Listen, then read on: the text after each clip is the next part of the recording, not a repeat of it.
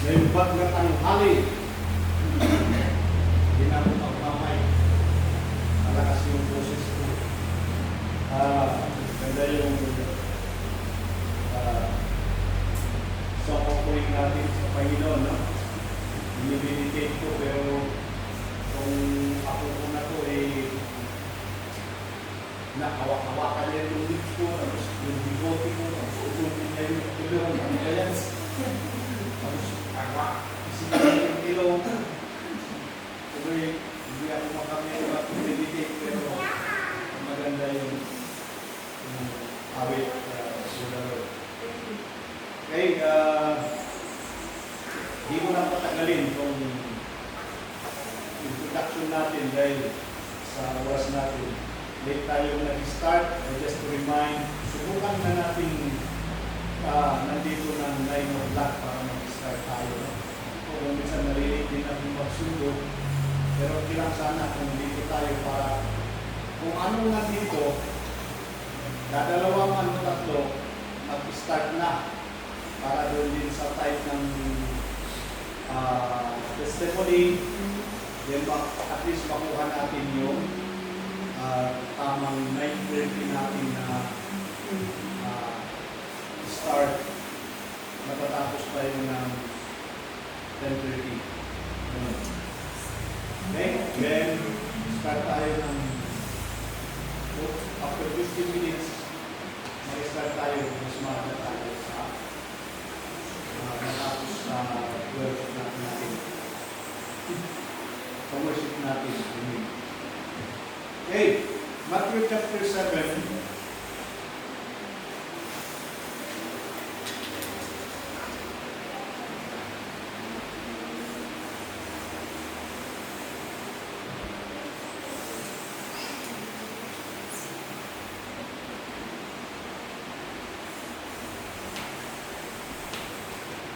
Verse 21, 22, 23. Sigurado mag-series na naman tayo dito, no? Pero sabi niya, not everyone who calls unto me, Lord, Lord, will enter the kingdom of heaven. Only those who actually do the will of my Father in heaven will enter.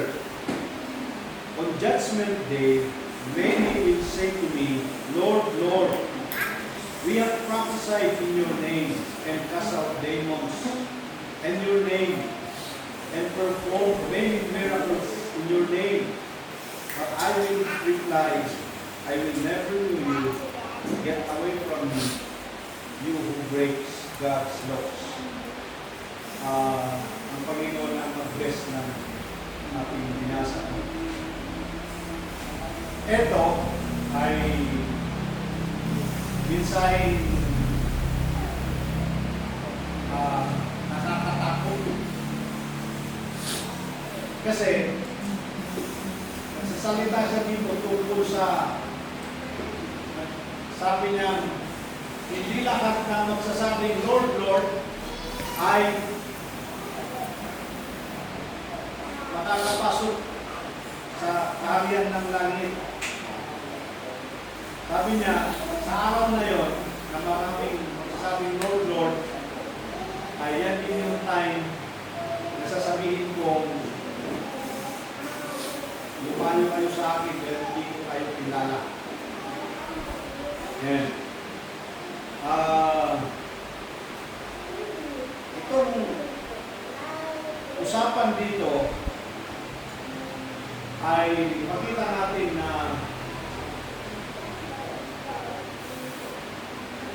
sa Kristyanuhan, sa buhay ng Kristiyano, merong mga makikita tayong hint. Yun ang pag-aaralan natin, yung mga hint ng papasok sa kaharian at hint sa mga hindi papasok sa kaharian.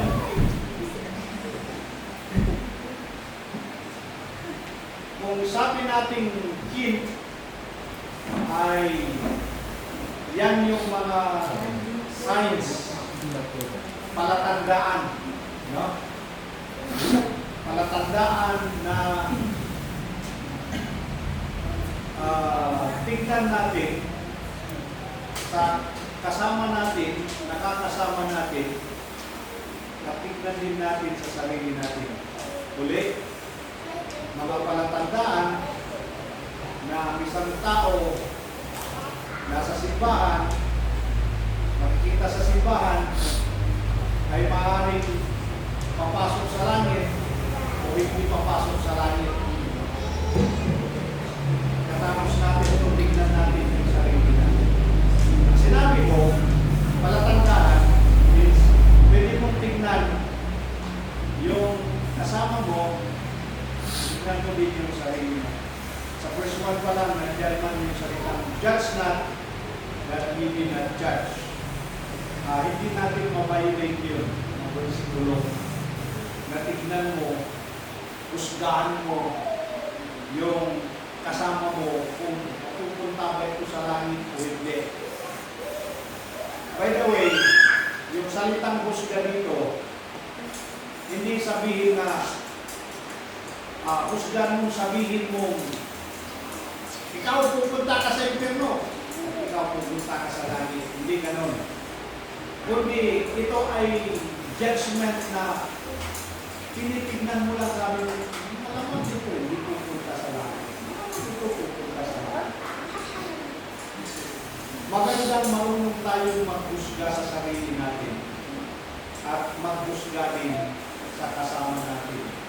Dahil dyan, nagpapakita lang na alam natin yung tama at alam natin yung hindi. Tayo ay hindi maghuhusga para sabihin natin na ikaw ay wala na, impyerno ka na. Kundi ito ay maghusga tayo para makita natin yung pagkakaiba, yung distinction. Naintindihan niyo yan? Alam niyo kasi,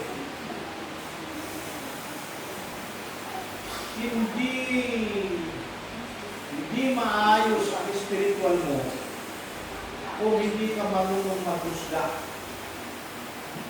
No? Hindi maayos ang lakad mo kung hindi ka marunong maghusga. Kasi pag hindi ka marunong, hindi mo alam kung ano ang kinakatayuan mo bilang Kristiyano. Ang labas mo ay nakikihalo ka doon sa mga tao basta sinabi nila Kristiyano lang daw sila, Kristiyano na. No? Kaya kailangan marunong ka maghusga niyan. Ang mali dito sa judge not others that you will not be judged. Tama itong konsekulo. Ang mali dito, yung pag-aplikar. Dito tuloy, itong verse na ito, nagagamit ng taong naging Kristiyano na excuse, nagiging sandata, nagiging gamit nila ito para hindi sila ma-rebuke o kaya hindi sila tatanggap ng una o ayaw nilang mahusga. Huwag kang humusga, ha? Masamang maghuhusga. Sabi ng Bible, judge not that ye be not judged. Hindi po yun ang application natin at sinasabi ng Bible na ito. Kasi tuloy, depensa mo ng verse ang versikulo na ito. Hindi yan ang gamit. Ang sabi dito, ulit-ulitin ko, yung judgment na sasabihin mo sa isang tao, wala na to.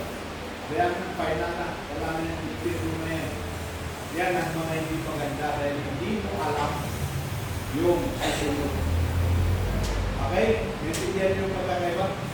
We need to judge for us to know the difference. We can discern. Malaman natin, hindi ito dapat, ito ang dapat, dito ako dapat, hindi ako dapat dito. Yan. Halimbawa, kung hindi mo alam yan,